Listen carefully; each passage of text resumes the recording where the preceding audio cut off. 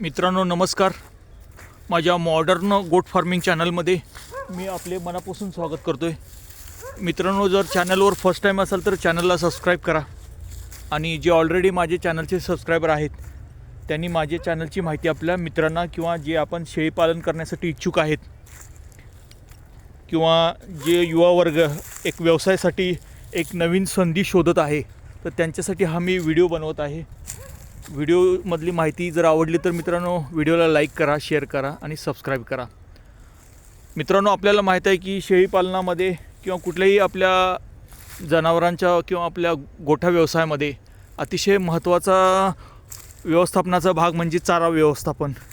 बऱ्याच वेळा माझा जास्त जोर हा चारा व्यवस्थापनावर असतो.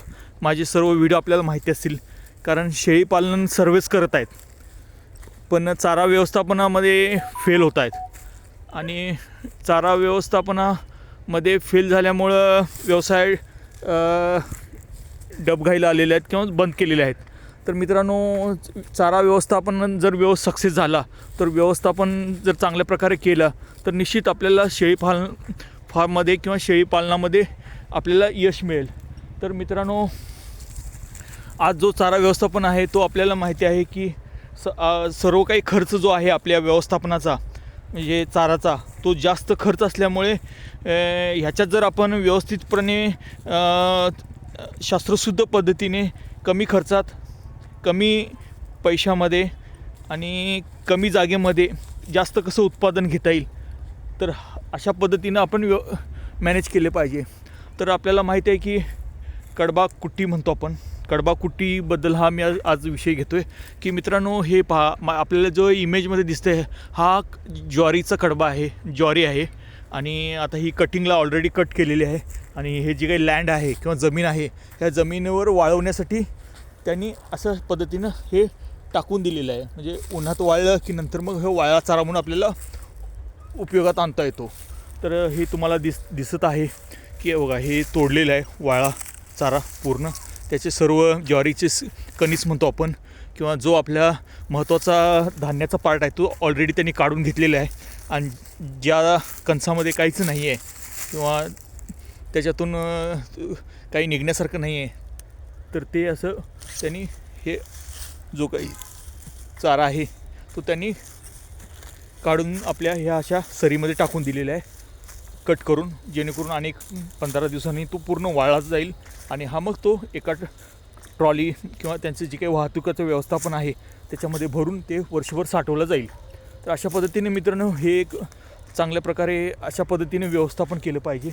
आणि हा जो चारा आहे पुढे जे दिसतं आहे तुम्हाला हे आपला हिरवा चारा जो ज्वारीचा चारा म्हणतो आपण. तर तो ज्वारीचा चारा जो आहे तो ज्वारीचा चारा आपल्याला अशा पद्धतीनं हे करता येईल. म्हणजे ज्वारी आपण सीडिंग करून त्याचं कल्टिवेशन करणं किंवा उत्पादन घेणं. तर हा हिरवा चारा आहे. या हिरव्या चारामध्ये हे वेगवेगळे असे हे त्यांनी असे पद्धतीनं वाढ झालेली आहे आणि कणसं आलेली आहेत आणि हा हिरवा चारा आहे तो वाळला चारा आहे. आणि हे जे काही लँड आहे हे सर्व कट केलेलं आहे. कट करून त्यांनी असं हे वाफ्यातने किंवा त्यांच्या ह्याच्यात टाकलेलं आहे. तर हा जो हिरवा आपण चाळा किंवा आपण कडबा म्हणतो किंवा ज्वारीचं जे पीक आहे तर हे ज्वार ऑलरेडी माझा व्हिडिओ आहे तोही तुम्ही पहा. त्याची बेसिक इन्फॉर्मेशन कसं आहे म्हणजे लागवड कशी करावी, पाणी किती द्यावं, कोणतं बी सिलेक्शन करावं, कशा पद्धतीने कापणी करावी, तो ऑलरेडी एक व्हिडिओ आहे. त्याच्याबद्दल मी आता ह्या व्हिडिओमध्ये डिस्कशन करत नाही आहे. फक्त मला ह्या व्हिडिओमध्ये एक चारा व्यवस्थापनामध्ये एक चांगल्या प्रकारे कशा पद्धतीनं वाळला चारा आणि हिरवा चारा आणि वर्षभरासाठी साठवणूक असे 3 फॅक्टर मला ह्यात कवर करायचे आहेत या व्हिडिओमध्ये बेसिक. तर मित्रांनो, हा कापणीला आलेला आहे. जवळजवळ त्याची ज्वारीची कणसं बघा, कणीस ऑलरेडी आलेले आहेत. चांगल्या प्रकारे कणसं आलेली आहेत. सर्व कणसं असं भरून आलेली आहेत आणि ते आता ज्वारी कट करून तो हिरवा चारा पण वापरता येईल. लगेच आता मशीन कुट्टीला घालून कडबा कुट्टीमध्ये घालून पण जनावरांना देता येईल आपल्या शेळीपालनाला किंवा मग हे असं वाफ्यामध्ये वाळलं. आता हे वाळलेलं आहे. असं वाळं टाकून हा साठवण करून वर्षभर त्यांना वापरता येईल. तर मित्रांनो, अशा पद्धतीनं हे सर्व आहे. म्हणजे आपल्याकडे सर्व गोष्टी असतात फक्त आपण चांगल्या प्रकारे व्यवस्थापन म्हणजे आपण कशा पद्धतीनं पिकामधून कमी पैशामध्ये कमी जागेमध्ये कशा पद्धतीनं आपण विचार आणू कल्पना करून त्या पद्धतीने जर व्यवस्थापन केलं कमी खर्चामध्ये तर सर्व गोष्टी मित्रांनो शक्य आहेत. म्हणजे व्यवसायामध्ये तुम्हाला चांगल्या प्रकारे प्रॉफिट घेता येतं. व्यवसाय मित्रांनो का बंद होतात, याच्यामध्ये प्रॉफिट निघत नाही. म्हणजे आपण खर्च घालतो, खूप खर्च करतो, पण त्यातून आउटपुट येत नाही. तर तसं जर आउटपुट आलं नाही किंवा आपण कसं इनपुट घालतो आणि जेवढं इनपुट घातलं ते पण काही ठिकाणी रिकवर होत नाही, तर तो व्यवसाय मग फेल जातो. आणि मग काही वेळा मग लोक म्हणतात की तोट्यात जातो किंवा शेळीपालन व्यवसायामध्ये यश नाही आहे, चुकीचे निगेटिव्ह फीडबॅक जातात. आणि मग जो आपला पुढचा प्लॅटफॉर्म आहे डिमांड किंवा सप्लायचा तर तो कोलमडला जातो किंवा त्याच्याबद्दल मग मार्केटमध्ये एक दरी निर्माण होते डिमांड आणि सप्लायची. आज मित्रांनो विचार करा, आज आपल्याला साधं 1 किलोचं जरी मटण आणायचं म्हटलं तर मित्रांनो 700-800 रुपये खर्च येतो. म्हणजे साधारणतः एक 10 पीस असतात, 8 ते 10. तर त्या वस्तूला एवढी मोल आहे त्या आपल्याला मटण मार्केटमध्ये. आपण शेळीपालन आहे, शेवटी आपलं प्लॅटफॉर्म हा मटण कटिंगसाठी जाणार आहे, तर त्या वस्तूला एवढं डिमांड आहे आणि सप्लाय कमी आहे. मग त्या आपल्याला जर मॅक्झिमम प्रोडक्शन त्या ठिकाणी जर घ्यायचं असेल, म्हणजे आपल्याला शेळ्यांचं प्रजनन तर करायचंच आहे, पण प्रजनन करण्यासाठी आपल्याला रॉ मटेरियल पाहिजे ना. म्हणजे त्यांना खायला घालणं हे महत्त्वाचं आहे. त्यांची शरीर वृद्धी किंवा त्यांचं शारीरिक चांगल्या प्रकारे व्यवस्थापन करणं, तर हे सर्व हे बेसिक आहे. लँडमधूनच कल्टिवेटेशन आहे. तर आपलं चारा व्यवस्थापनाचा भाग आहे. तर मित्रांनो ज्वारी हे महत्त्वाचं पीक आहे आणि ते तुम्ही कवर करा असं माझा उद्देश आहे. आणि ह्या अशा पद्धतीनं मित्रांनो हिरवा चारा, वाळला चारा आणि वर्षभरासाठी ज्वारीचं भरड म्हणतो किंवा आपण त्याला ज्वारीचं जे काही ज्वारी पीक येतं तर ते पण आपण ॲज अ पशुखाद्य म्हणून आपण वापरतो. म्हणजे काही जण कॉन्सन्ट्रेशन करत असतील, म्हणजे समजा 100% असेल तर ज्वारीचं प्रमाण पण आपण वापरू शकतो. म्हणजे तिहेरी फायदा माझ्या या माहिती लक्षात आली असेल आपल्याला. हिरवा चारा जो ऑलरेडी दिसतो आहे तिथं समोर, त्याच्यानंतर हा वाळला चारा जो ऑलरेडी कापून आता ते वाळवणार आहेत, आणि पशुखाद्य म्हणजे ज्वारी आपली, हे 3. म्हणजे ह्या अशा पद्धतीनं हे व्यवस्थापन केलं, या गोष्टी लक्षात ठेवला तर निश्चित यश आहे.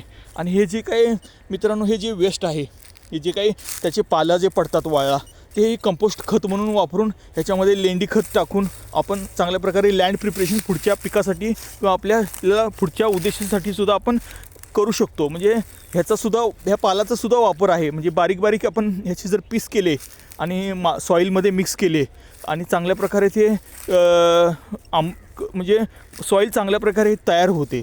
तर हे अशा पद्धतीनं बेड प्रिपरेशन म्हणतो आपण. कुठलंही पीक घ्यायचं असेल तर बेड प्रिपरेशन महत्त्वाचं असते. तर म्हणजे त्याच्यासाठी सुद्धा वापर होतो. तर अशा पद्धतीनं हे घ्या पीक आणि अशा पद्धतीने व्यवस्थापन करा की आपल्याला एकाच कमी खर्चामध्ये, कमी जागेमध्ये, कमी पैशामध्ये वर्षभर आपल्याला चारा कसा अवेलेबल होईल, तर त्या दृष्टीनं आपण प्रयत्न केले पाहिजेत. तर हा एक महत्त्वाचा व्हिडिओ मी घेऊन आलो होतो की मला एक हे सांगायचं होतं की आता त्यांनी कसं प्लॅन केलं आहे बघा. हे जे समोर तुम्हाला दिसतंय हे त्यांनी कंपाऊंडला घेतलेलं आहे. हे गवत म्हणजे आपल्याला म्हणतो की हे कंपाऊंडला त्यांनी आपलं नेपियर लावलेलं आहे. पूर्ण जो नेपियर आहे कंपाऊंडला घेतलेला आहे, म्हणजे संरक्षण. कंपाऊंडच्या आत ज्वारी पीक घेतलेलं आहे.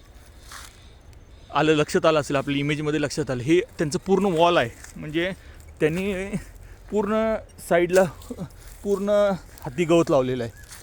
पूर्ण सगळं कंपाऊंडला घेतलेलं आहे. म्हणजे संरक्षण पण होतं आणि जाळी म्हणजे चेनली हे आहे, खांब आहेत, पिलर आहेत आणि त्याला कंपाऊंडलाच त्यांनी साईडनं असं सीडिंग केलेलं आहे. म्हणजे जेणेकरून बाहेरचं कोणी आत येऊ नये म्हणून. म्हणजे हा पण चारा आहेच आपला हिरवा चारा किंवा आपण म्हणतो की जे नेपियर किंवा हत्तीगवत, तो ऑलरेडी त्याचे पण व्हिडिओ आहे.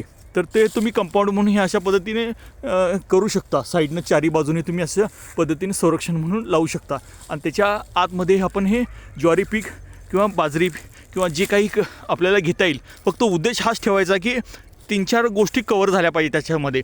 एक हिरवा चारा, वाळला चारा आणि वर्षभर साठवून करून वापरला जाणारा चारा आणि मुरघासलासुद्धा आपल्याला लक्ष ठेवा मित्रांनो, मुरघाससुद्धा करण्यासारखं आहे.